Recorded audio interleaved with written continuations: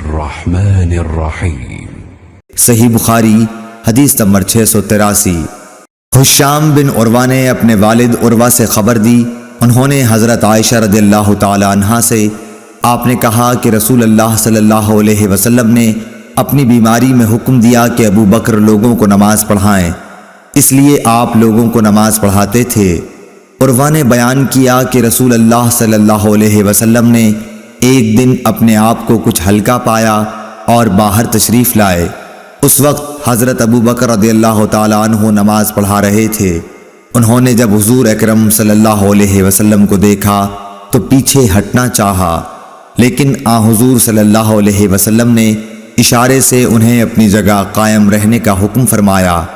پس رسول کریم صلی اللہ علیہ وسلم ابو بکر صدیق رضی اللہ تعالی عنہ کے بازو میں بیٹھ گئے۔ ابو بکر رضی اللہ تعالی عنہ نبی کریم صلی اللہ علیہ وسلم کی اقتدا کر رہے تھے اور لوگ ابو بکر صدیق رضی اللہ تعالی عنہ کی پیروی کرتے تھے۔